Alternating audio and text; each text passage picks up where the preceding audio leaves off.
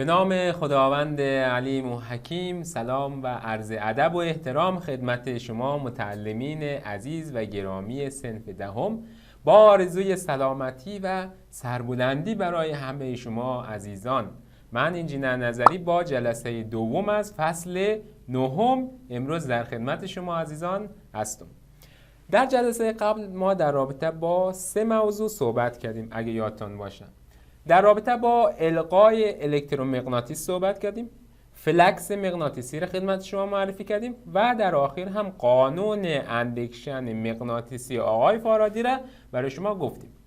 برای یادآوری قانون آقای فارادی را یک مروری داشته باشیم. قانون آقای فارادی چی میگفت؟ میگفت که هرگاه فلکس مغناطیسی در واحد زمان تغییر پیدا کنه باعث ایجاد قوه محرکه القایی میشه که این قوه محرکه القایی هم یک جریان القایی را در سرکت ما ایجاد میکنه. فرمولش چی بود؟ اپسیلون مساوی بود با منفی n در دلتا فی بر دلتا تی. دلتا فی بر دلتا تی که تغییرات فلکس در واحد زمان نشان میداد. n هم تعداد حلقه ها یا تعداد دورهای کوایل ما بود و منفی از این هم یادتان باشه نشان دهنده یک قانون دیگه به نام قانون لنز بود. قانون لنز چی میگفت؟ میگفت جریان القایی همواره با عامل به وجود آورنده خودش مخالفت میکنه. درسته؟ این میشد جریان القایی.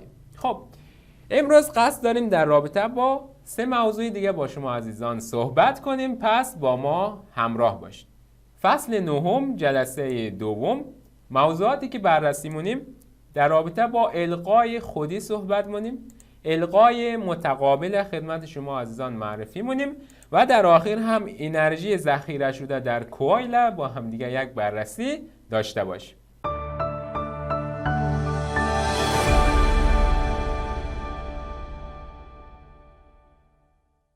بحث اولی ما در رابطه با القای خودیه. القای خودی چی میگه؟ میگه اگر در یک سرکت جریان برقی تغییر پیدا کنه، تغییر جریان برقی باعث تغییر ساحه مغناطیسی میشه و تغییر ساحه مغناطیسی هم باعث تغییر فلکس مغناطیسی میشه و طبق قانون آقای فارادی وقتی فلکس مغناطیسی تغییر کرد یک قوه محرکه القایی ایجاد میشه و در نتیجه در سرکت ما یک جریان القایی به وجود میاد. به این میگن القای خودی. چرا؟ چون در یک سرکت اتفاق افتاده. خب مثال بزنید دوستان عزیز، شما روی شکل نگاه کنید. در حالت اولی سرکت میبینید که این سویچ کی ما متصل نیست، پس جریانی داخل از این سرکت وجود نداره، یعنی آی برابر با چنده؟ 0. درسته؟ خب در حالت دوم ما سویچ کی رو وصل مونیم. درسته؟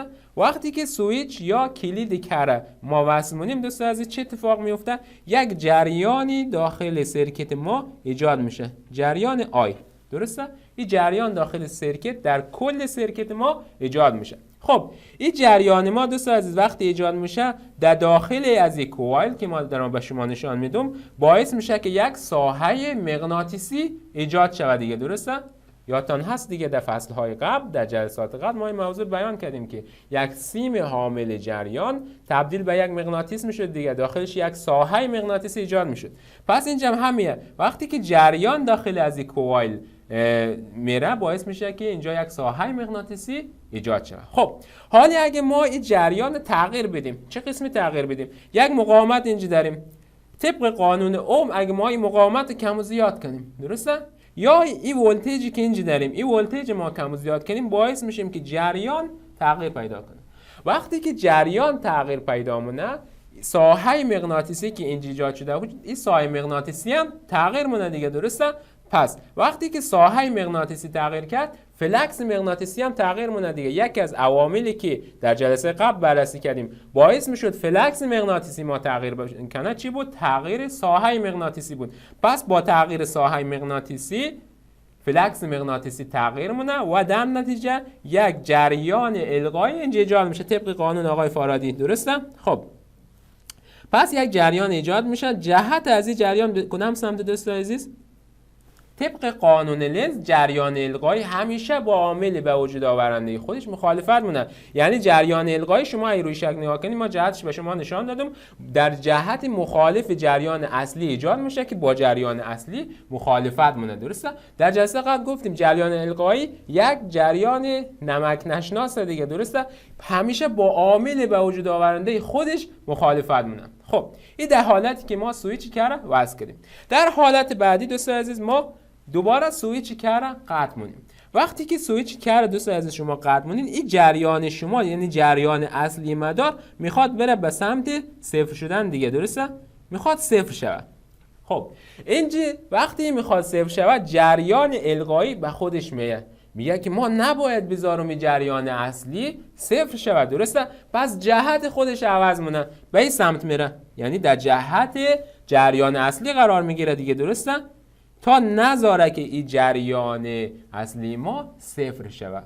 این هم از تعریف القای خودی بود که ما در سرکت همین خدمت شما عزیزان معرفی کردیم. خب ما میتونیم گراف از اینم رسم کنیم. میگیم وقتی که ما سویچ متصل مونیم، یعنی در لحظه اتصال سویچ شما گراف میبینید، گراف جریان زمان ما به شکل یک نیمه پارابوله.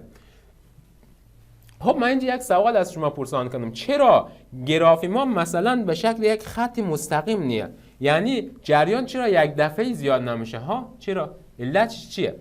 علت از این برمیگرده به چی دوستان عزیز؟ به همون جریان القایی دیگه. وقتی که جریان اصلی ایجاد میشه و میخواد زیاد شه یک دفعه، او جریان القایی هم ایجاد میشه و نمیذاره که جریان اصلی ما یک دفعه زیاد شه. پس جریان اصلی ما به صورت یک نیمه پارابول شما شکل میبینید که زیاد میشه تا اینکه به یک مقدار ثابت میرسه. خب این در لحظه اتصال سویچه. وقتی که ما سویچ قطع مونیم، این جریان اصلی میخواد دیگه صفر شود دیگه. درسته؟ خب بازم یک دفعه صفر نمیشه. شما ببینید این شکل از گراف ما به صورت یک نیمه پارابول دیگه. خب چرا یک دفعه صفر نمیشه؟ باز هم علت چی برمیگرده به همون جریان القایی. گفتیم که وقتی ما سویچ قطع مونیم جریان القایی دیگه به خودش میگه. خب میگه ما نباید بذاریم جریان اصلی صفر شود دیگه. خب پس جهت خود عوض مونه، در جهت جریان اصلی قرار میگیره و نمیذاره که جریان اصلی ما یک دفعه صفر شود. پس گراف از اینا رو ما به این شکل تونستیم رسم کنیم. خب دو موضوع دیگر ما خدمت شما بیان می‌کنیم. این موضوعات داخل کتاب نماده، اما برای اطلاعات بیشتر شما عزیزان ما این موضوعات بیان می‌کنیم. خب این قوه محرکه‌ای که بر اساس القای خودی ایجاد شد، ما چه قسمی میتونیم حساب کنیم؟ اولا قوه محرکه‌ای که بر اساس القای خودی ایجاد میشه به ساختمان هندسی کویل و تغییر جریان بستگی داره. درسته؟ پس به این دو عامل بستگی داره. پس ما میتونیم یک فرمول بگیم به این شکل. میگیم که اپسیلون ال یعنی قوه محرکه‌ای که بر اساس القای خودی ایجاد شده مساوی میشه با منفی ال در دی آی بر دی تی. دی آی بر دی تی دوستان عزیز چی رو نشان میده؟ این تغییر جریان در واحد زمان نشان میده دیگه. درسته؟ تغییر جریان در واحد زمان.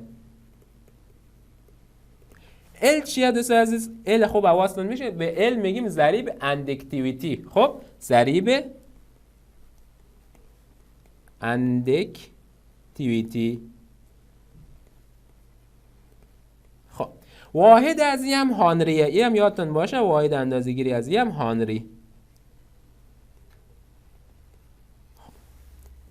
که ال یا ضریب اندکتیویتی ساختمان هندسی کوایل معرفی مونه. پس ویژگی های فیزیکی هر کوایل یا ساختمان هندسی کوایل توسط ضریب اندکتیویتی اون تعیین میشه. خب فرمول چی میشه؟ ال مساوی میشه با ال چی بود؟ ضریب اندکتیویتی بود دیگه. درسته؟ پس این رو می‌نویسیم ال ضریب اندکتیویتی.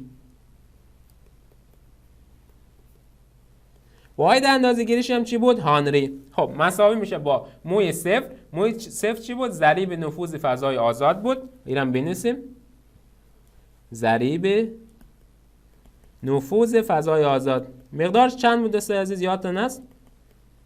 گفتم مقدارش به خاطر داشته باشین. مقدارش بود 4 پای ضرب در 10 به توان -7. آفرین. خب n چیه؟ n تعداد دورهای تعداد حلقه های کوایل نشان میده. درسته؟ تعداد حلقه ها رو به ما نشان میده. a چیه؟ a مساحته و l هم که طول دیگه. درسته؟ طول کوایل به ما نشان میده. L هم طول کوایل به ما نشان میده. پس L مساوی میشه با موی صفر ضرب در n مربع ضرب در a تقسیم بر L. این از فرمول محاسبه ضریب اندکتیویتی. این فرمول داخل کتاب نیامده ولی ما خب برای اطلاعات بیشتر شما عزیزان اینها را بیان میکنیم که شما حتما بلد باشید. مثال حل کنیم در رابطه. گفته از یک کوایل که ضریب اندکتیویتی آن 3 هنریه. خب پس L به ما داده. ما با یک رنگ دیگه مثال برای شما حل کنیم. L مساوی با 3 هنری. خب جریان 10 امپیر در هر ثانیه میگذرد. دوست عزیز 10 امپیر در هر ثانیه. پس این دی آی بر دی تی برابر میشه با 10 امپیر در هر ثانیه. درسته؟ یعنی تغییرات جریان در واحد زمان به ما نشان داده. قوه محرکه‌ای که در اثر القای خودی ایجاد می شود چند ولته؟ یعنی اپسیلون ال از ما خواسته. خب گفتیم که اپسیلون ال مساوی میشه با منفی ال دی آی بر دی تی.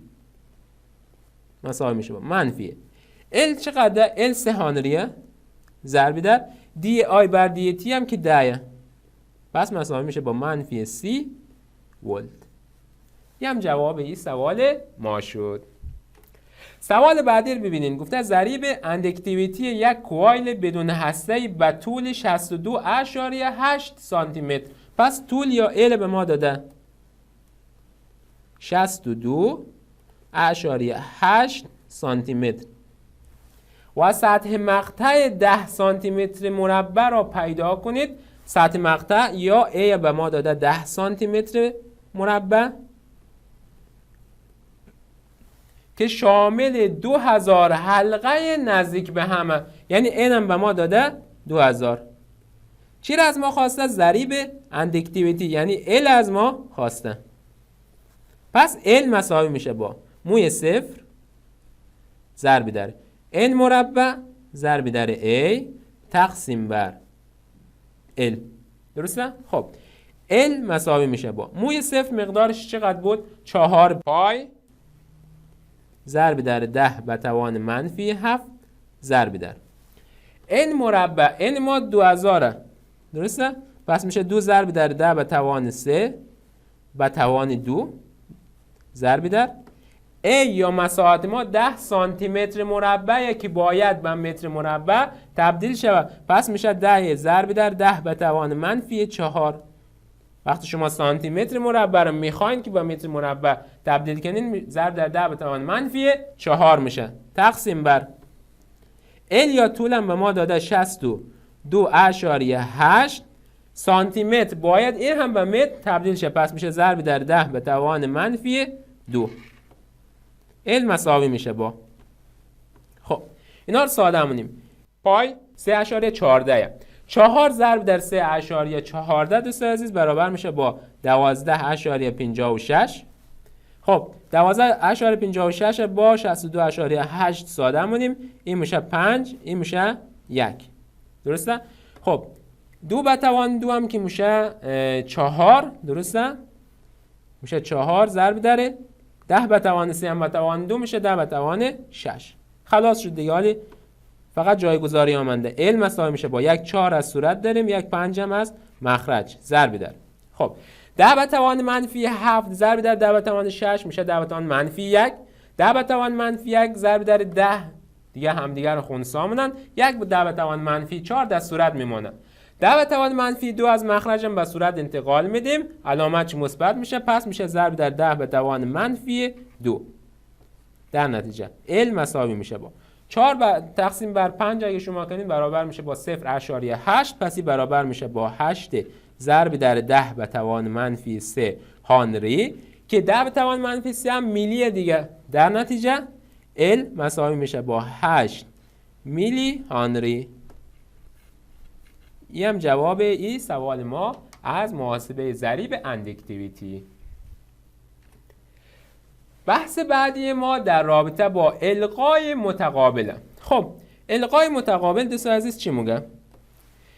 میگه اگه ما دو تا کوایل داشته باشیم که در مجاورت هم قرار گرفته باشن، شما روی شکل هم میبینید این کوایل شماره 1 ما و این هم کوایل شماره 2 ما، این دو کوایل در مجاورت هم قرار گرفتن. خب میگه اگر ما جریان آی در کوایل اول ایجاد کنیم، این باعث میشه که یک ساحه مغناطیسی در کوایل اول ایجاد شود. درسته؟ خب این ساحه مغناطیسی که ایجاد شد، یعنی خطوط از این ساحه مغناطیسی از کوایل دوم هم میگذره.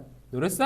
از کوایل دوم هم میگذره. چرا؟ چون کوایل دوم در مجاورت کوایل اول قرار گرفته، پس این خطوط از کوایل دوم هم رد میشه. حالا اگه ما جریان داخل کوایل اول تغییر بدیم، این باعث میشه که ساحه مغناطیسی ما هم چی؟ تغییر پیدا کنه. و وقتی که ساحه مغناطیسی تغییر مونه، فلکس مغناطیسی هم تغییر پیدا می‌کنه. درسته؟ خب و تغییر فلکس مغناطیسی باعث میشه که جریان القایی در کوایل دوم ما ایجاد شود. به این میگن القای متقابل. فرمول محاسبش چیه؟ EMF یا قوه محرکه القایی برابر میشه با منفی M در دلتای I بر دلتای T. دلتای I بر دلتای T تغییرات جریان در واحد زمان نشان میده و M هم که ضریب القای متقابله. این هم از تعریف القای متقابل. یکی از کاربردهای القای متقابل در ساخت ترانسفورمرهای.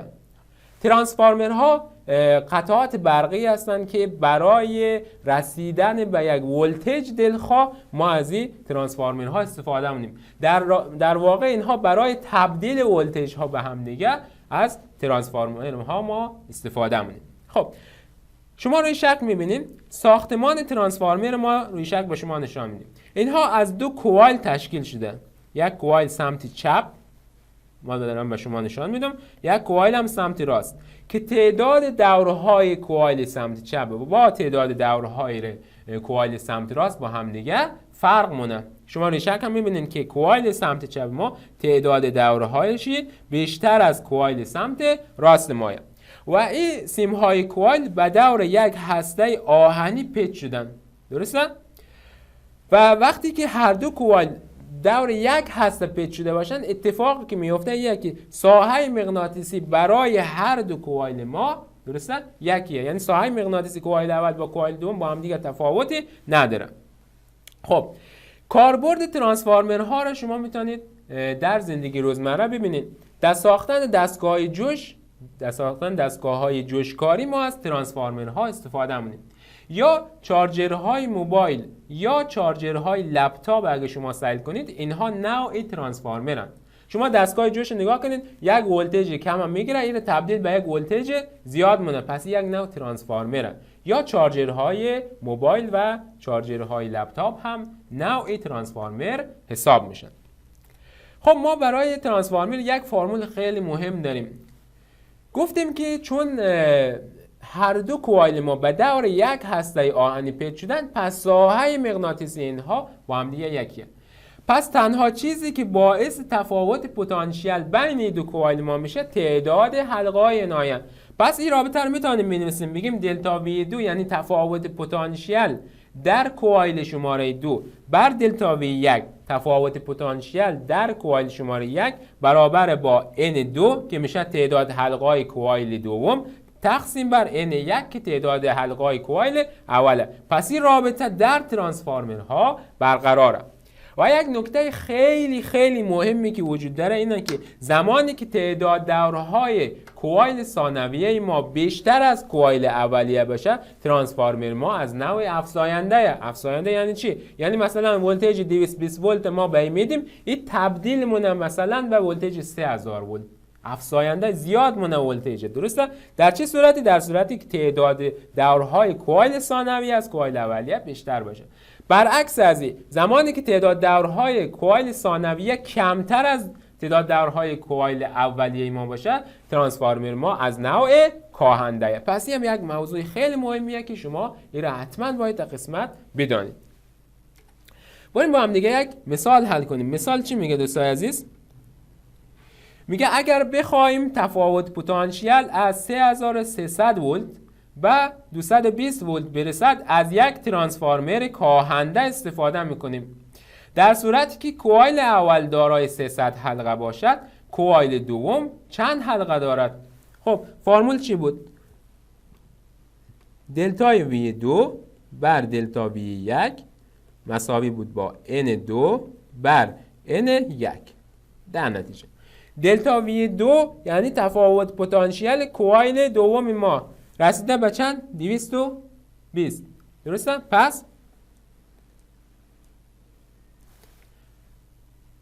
220 بر دلتا V1 ما هم که برابر با 3300 مساوی میشه با. خب N2 رو از ما خواسته چون گفته کوایل دوم چند حلقه دارد دیگه، درسته؟ پس N2 رو از ما خواسته.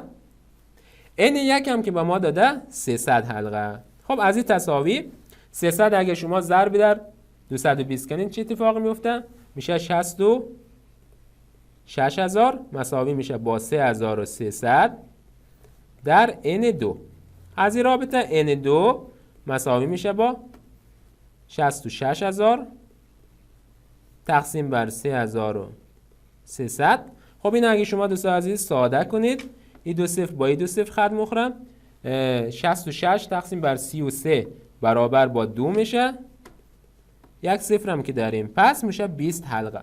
انتظار داشتیم که همچین جوابی رو به دست بیاریم. چرا؟ چون ترانسفورمر ما از نوع کاهنده، پس تعداد دورهای کوایل دوم ما باید از تعداد دورهای کوایل اول ما چی بشه؟ کمتر بشه دیگه. الان N2 ما برابر شد با 20 در حالی که N1 ما برابر با 300 شد دیگه. پس N2 کوچکتر از N1. درسته؟ پس در نتیجه ترانسفورمر از نوع کاهنده شد دیگه. ترانسفورمر از نوع کاهنده شد. یه هم جواب این سوال از قسمت ترانسفورمرها. بحث بعدی ما در رابطه با انرژی ذخیره شده در کوایل. همانطور که به یاد دارید خازنها انرژی را در ساحه برقی خودشان ذخیره میکردن دیگه، درسته؟ همین کار کوایل هم انجام میده. یعنی کوایل انرژی مغناطیسی را در ساحه مغناطیسی خودش ذخیره مونه. پس اگر از یک کوایل که ضریب اندکتیویتی از این L جریان I عبور کنه، داخل کوایل انرژی مغناطیسی ذخیره میشه. فرمول محاسبش چیه؟ U مساوی میشه با 1/2 ضرب در L ضرب در I مربع. U چیه؟ U انرژی ذخیره شده در کوایل نشان میده. واحد اندازه‌گیری از این ژول دوست عزیز. I جریان نشان میده، واحد اندازه‌گیریش امپیره و L هم ضریب اندکتیویتی نشان میده که واحد اندازه‌گیری از این هست هانری. پس این فرمول انرژی ذخیره شده در یک کوایل. U مساوی میشه با 1/2 ضرب در L ضرب در I مربع. بریم سراغ حل تمرین. ضریب اندکتیویتی در یک کوایل 0.02 هانری است. خب پس L به ما داده. L مساوی میشه با 0.02 رو به صورت نماد علمی می‌نویسیم. مساوی میشه با 2 ضرب در 10 به توان -2 هانری. خب و جریان برقی عبوری از آن در SI به صورت معادله I مساوی با -T مربع جمع 2 تا ساین پای T می باشد. انرژی ذخیره شده در کوایل در لحظه T مساوی با 2 ثانیه را محاسبه کنید. خب انرژی ذخیره شده را از ما خواسته، یعنی U را از ما خواسته. خب فرمول از این چی بود؟ U مساوی بود با 1/2 ضرب در L ضرب در I مربع. خب ما L داریم دیگه. L به ما داده 2 ضرب در 10 به توان -2. لازمه که I هم داشته باشیم. I به ما به صورت معادله داده. خب کاری ندارم، فقط کافیه T مساوی با 2 را داخل از این معادله جایگذاری کنیم. پس میگیم که I مساوی میشه با -T مربع. T را گفته 2 بذارین دیگه، میشه -2 به توان 2 جمع 2 تا ساین پای تیرم که گفته دوباره 2 بذارین، درسته؟ یعنی ما در معادله بجای تی 2 ثانیه رو قرار دادیم. در نتیجه خب 2 تا ساین پای در 2، درسته؟ میشه ساین 2 پی. ساین 2 پی هم که 0 دیگه، درسته؟ خب پس یه قسمت کلا میشه 0 چون ساین 2 پی 0 دیگه. میای اینجا 2 به توان 2 میشه 4. پس نتیجه ای که از این معادله داریم اینه که آی ما برابر میشه با -4 امپیر. خب آی هم حساب کردیم، یه کاری نداره دیگه. میریم سراغ فرمول. یو مساوی میشه با 1/2 ضرب در ال به ما داده 2 ضرب در 10 به توان -2 ضرب در آی هم داده -4 و توان 2 مساوی میشه با. خب -4 به توان 2 میشه 16. این 2 با این 2 هم خط مخره. در نتیجه جواب سوال ما چی میشه؟ 16 ضرب در 10 به توان -2 یا میتونیم بگیم که 0.16 جول جواب سوال ما شد. پس این هم جواب این سوال. سوال بعدی رو ببینیم. اگر از یک کوایل جریان 4 امپیر عبور کند، پس جریان به ما داده آی مساوی با 4 امپیر. انرژی ذخیره شده در آن به 200 میلی جول میرسه. پس یو مساوی میشه با 200 میلی. چی بود؟ میلی 10 به توان -3 بود دیگه. پس ضرب در 10 به توان -3 جول میشه. خب ضریب اندکتیویتی چند هانریه؟ یعنی ال از ما خواسته. فرمول چی بود؟ یو مساوی بود با 1/2 ضرب در ال ضرب در آی مربع. در نتیجه یو رو به ما داده 200 ضرب در 10 به توان -3. 200 ضرب در 10 به توان -3 مساوی میشه با 1/2 ضرب در ال نداده از ما خواسته ضرب در آی مربع. آی 4 داده دیگه. خب میشه 4 به توان 2. خب اینها رو اگه با هم دیگه ساده کنیم 4 به توان 2 دوستان عزیز میشه 16. درسته؟ 16 بخش بر 2 برابر با 8 میشه. درسته؟ خب این سمت تساوی برابر با 8 شد. پس در نتیجه L با یک رنگ دیگه بنویسیم. L مساوی میشه با 200 ضرب در 10 به توان -3 تقسیم بر این سمت تساوی 16 تقسیم بر 2 برابر با 8 شد دیگه. درسته؟ پس مساوی میشه با 200 تقسیم بر 8 برابر با 25 میشه 25 ضرب در 10 به توان -3 هانری. 10 به توان -3 هم که میلیه. پس میتونه میره به این صورت بنویسیم L مساوی میشه با 25 میلی هانری. یه هم جواب این سوال ما.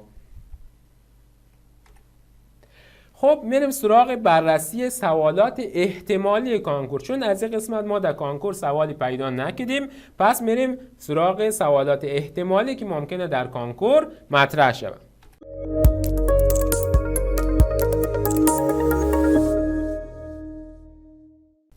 سوال اول گفته شکل مقابل گراف انرژی ذخیره شده در یک کوایل را بر حسب شدت جریان نشان میده.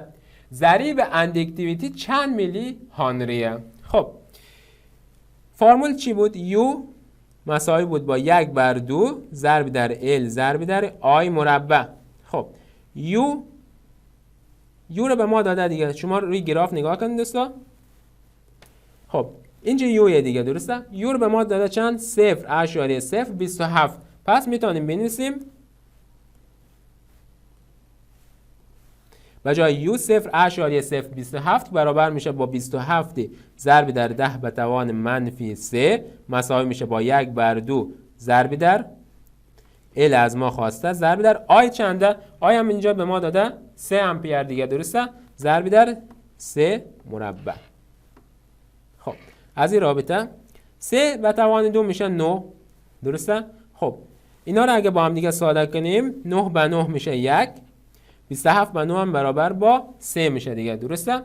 3 ضرب در 2 هم برابر با 6 میشه. در نتیجه ال شما دوستان عزیز ال مساوی میشه با 6 ضرب در 10 به توان -3. در نتیجه ال مساوی میشه با 6 میلی هانری. در به توان منفی 3 نشان دهنده میلی بود دیگه، پس این میشه 6 میلی هانری.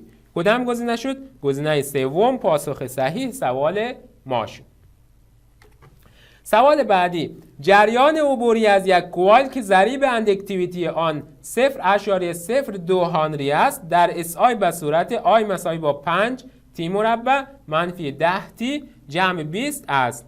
در لحظه تی مساوی 2 ثانیه انرژی ذخیره شده در کوایل چند جوله؟ خب ضریب به ما داده، یعنی ال به ما داده 0.02، یعنی 2 ضرب در 10 به توان منفی 2 هانری. این رو به صورت نماد علمی نوشتیم، درسته؟ بعد معادله رو به ما دادن. خب از این معادله ما میتونیم آی حساب کنیم. میگیم که آی مساوی میشه با 5 ضرب در به جای تی چند قرار بدیم؟ 2 دیگه، 2 ثانیه. پس به جای تی 2 قرار میدیم 2 به توان 2 منفی 10 ضرب در 2 جمع 20. یعنی در معادله آی ما به جای تی ها 2 قرار دادیم دیگه. خب در نتیجه منفی 10 ضرب در 2 میشه منفی 20 با 20 خط مخرج، درسته؟ اینا ساده میشه. 2 به توان 2 میشه 4، 4 ضرب در 5 میشه 20. پس آی شما برابر میشه با 20 امپیر. خب تمام شد دیگه. حالا فقط کافیه که اینها رو در فرمول جایگذاری کنیم. پس میگیم که یو مساوی میشه با 1/2 ضرب در ال ضرب در آی مربع. در نتیجه یو مساوی میشه با 1/2 ضرب در ال به ما چند داده؟ 2 ضرب در 10 به توان منفی 2، 2 ضرب در 10 به توان منفی 2 ضرب در آی مربع، آی ما که 20 به توان 2. در نتیجه یو مساوی میشه با 20 به توان 2 برابر با 400 میشه. این 2 با این 2 هم خط مخره. در نتیجه جواب سوال ما برابر میشه با 400 ضرب در 10 به توان منفی 2. در نتیجه یو برابر میشه با 4 ژول. پس کدام گزینه شد؟ گزینه دوم پاسخ صحیح سوال ما شد. سوال بعدی، ضریب اندکتیویتی یک کوایل 10 میلی هانریه، یعنی ال به ما داده، ال مساوی با 10 میلی. میلی چیه؟ 10 به توان منفی 3 دیگه. اون جدولی که در فصل اول و دوم فیزیک صنف 10 ما به شما گفتیم، اونا رو حتما به خاطر داشته باشید که خیلی کارایی داره. 10 میلی هانری، میلی 10 به توان منفی 3، پس میشه ضرب در 10 به توان منفی 3 هانری. تبدیل واحد کردیم دیگه، یعنی میلی هانری رو به هانری تبدیل کردیم. اگر انرژی ذخیره شده در آن 0.02 ژول باشد، یعنی یور به ما داده 0.02 که برابر میشه با 2 ضرب در 10 به توان منفی 2 ژول. شدت جریان داخل آن چند امپیره؟ یعنی آی از ما خواستن. پس میگیم که یو مساوی میشه با 1/2 ضرب در ال ضرب در آی مربع. خب یو رو به ما داده 2 ضرب در 10 به توان منفی 2 مساوی میشه با 1/2 ضرب در ال هم به ما داده 10 ضرب در 10 به توان منفی 3 ضرب در آی مربع. خب از این رابطه آی مربع مساوی میشه با 10 ضرب در 1/2 دوستان عزیز برابر با 5 میشه دیگه، درسته؟ پس برابر میشه با 2 ضرب در 10 به توان منفی 2 تقسیم بر 5 ضرب در 10 به توان منفی 3. خب 10 به توان منفی 3 را اگه شما به صورت انتقال بدین علامت توانش مثبت میشه، میشه 10 به توان 3 ضرب در 10 به توان منفی 2 که برابر با 10 میشه. 10 ضرب در 2 هم برابر با 20 میشه. 20 تقسیم بر 5 برابر با 4 میشه. در نتیجه آی مربع ما برابر با 4 میشه و آی هم برابر میشه با جذر 4 که برابر میشه با 2 امپیر. پس کدام گزینه شد؟ گزینه چهارم پاسخ صحیح سوال ما شد. خب دوستای عزیز، جلسه دوم فصل نهم هم به پایان رسید. تا یک جلسه دیگه همه شما عزیزا رو به الله پاک بسپارم. موفق و پیروز و سربلند باشید.